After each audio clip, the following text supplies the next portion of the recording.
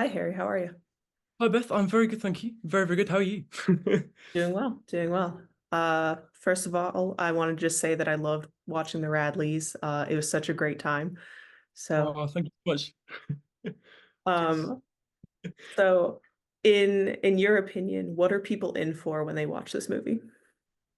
Oh, I think people are in for a really fun, brilliant, slightly scary, slightly sad, slightly intense and violent, but hilariously funny roller coaster. It's really kind of it's like it's a black comedy horror. So you really get you really truly each of those words definitely fits. I think people are in for it's a romance film. It's funny, it's scary, it's really a bit of everything, truly. And I'm really glad that you enjoyed it. Really glad. And I agree 100% with your assessment of it for sure.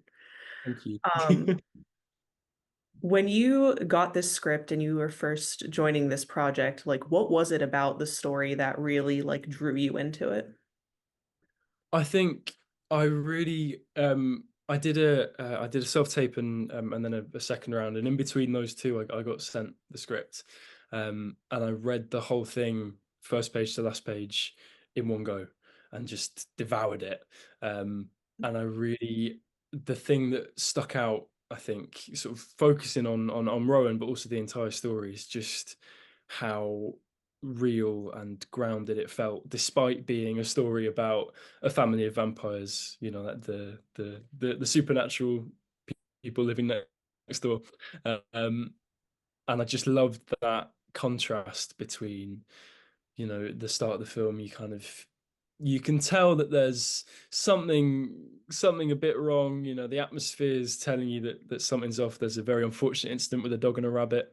But then you kind of feel that, oh, maybe this is, it's a romance film. It's about teenage struggles with identity and who you love and confidence and crushes, and then it becomes, oh, actually there's this twist, there's this violent undertone, there's this possibility that any time these characters who you're starting to back and sort of feel like they're the friends and the people that the audience is falling in love with, suddenly they're vampires and they could kill anyone at any moment.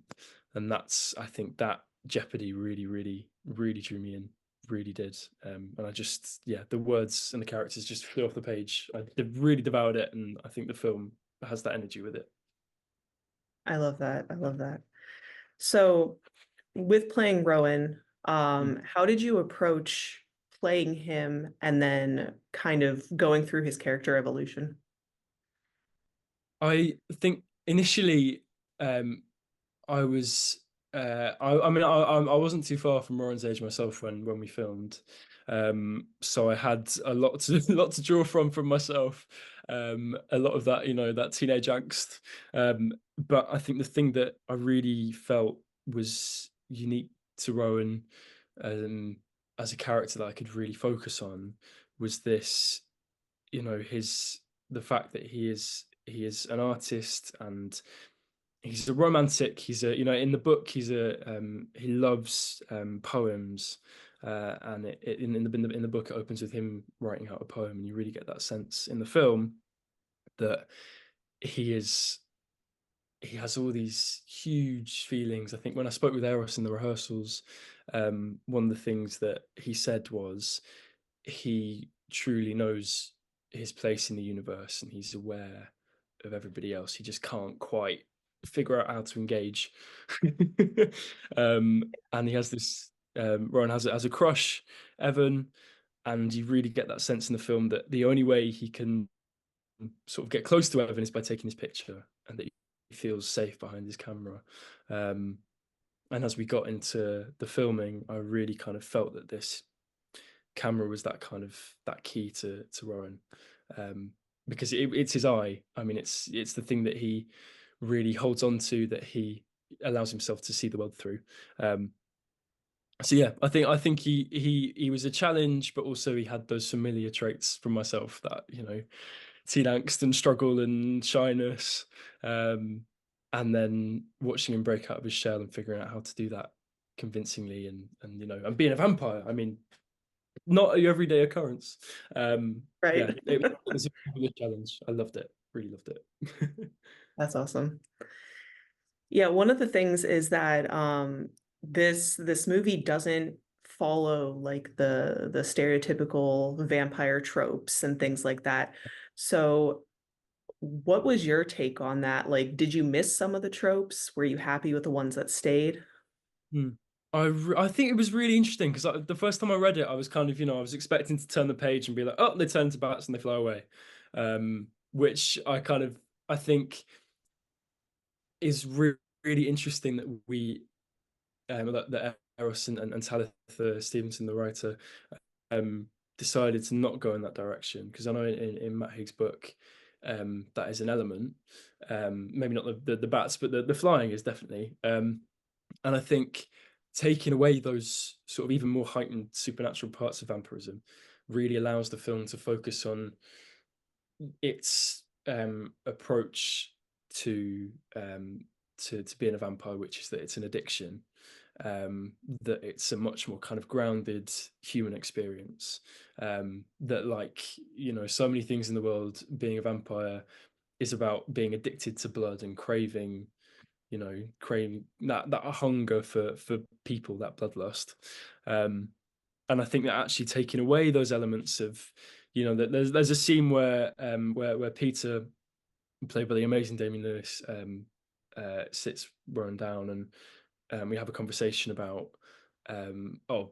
you can see your reflection, and watch out for certain things, but a lot of it isn't true, and it's been made up. And I think getting rid of those elements allows it to remain grounded and allows the audience to feel much more like these characters could exist in our world. And I think it really favors the story and allows it to be much more relatable. Yeah, which is lovely. Yeah, no, I agree. At times I almost forgot that it was a family of vampires, so it was Yeah, nice to yeah. have that like, oh wait, yes, they actually are supernatural kind of feel. Yeah, it's really nice, really nice. I'm glad that you felt that as well, because that's kind of one of the things we aim for, is that they could be the family next door. If you walk past them, you wouldn't think, I'm scared of you, you're going to eat me. You just think, oh, that's a very tired looking teenager. Yeah. um, yeah. I'm really glad he said that. Um, you mentioned working with Damien. The entire cast is incredible. What was Yeah. it like working with them? Oh, just fun. Sorry, did you say them or him? Sorry, With the cast as a whole. yeah. Sorry, I've got so many things to say. I mean, it was just, I was so lucky that this was kind of my first big job on a feature. Really lucky, because walking on those initial rehearsals where it was just kind of like the cast and Eros, um, I think sitting down and meeting everybody, you kind of realize how lovely and warm and welcoming everyone is. I mean, the conversations we had on set, moments where, if I was really nervous about something, or there was something that, like scenes that I hadn't, the type of which I hadn't come across before, things like, really intense scenes, or scenes involving choreography and things like that, not to, avoiding spoilers. um and everyone was there to give advice and lend a helping hand, and kind of really make me feel at my ease, and it was fun as well. Like, I mean, we had such a ball on this film, we really did. And I think getting to we filmed it in London, for most of it, and then we spent a week in Whitby at the end, and it was basically like a big family holiday. I mean, it's just, yeah, really good fun, and I've made some amazing friends, hopefully for life, from it. So I'm yeah, very lucky, very lucky. That's great. That's great. Um, what is kind of like the standout piece of advice that you got that you're definitely going to take with you for future projects? I think the big thing for me was, um, just taking the pressure off and letting loose, because I mean, I personally, I have a, a tendency to, I get very tense and it kind of, it really sits on my shoulders. And, there's that thing where, you get, oh, like, just that real feeling of tightness.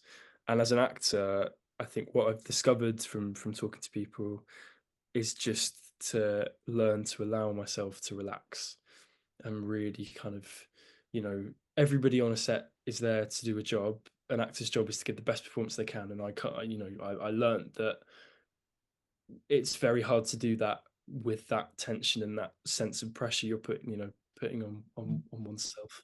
Um, so I think that was the biggest thing, is just to breathe, relax, and just allow yourself to do what you can do, and to sort of try and, if you can, alleviate that sense of expectation, because then you're never going to be able to do the best work that you want to do for everyone else. Yeah, that was definitely the thing. I will be, I have dreams about that, for that sentence. It's great advice for sure. Um, Yeah. all right. Uh, that was about all the questions that I have. It was great meeting you. Before I let you go, is there anything else that you'd like to add? I think I'd just like to say that I hope, um, people who come to see the film, I hope that you can take away a real sense of, um, hope from it. And I said hope twice, but I really think that, it's a horror film, it's a comedy film, it's a romance film, but there is a real sense of everything is going to be okay in there, and I think that's very important.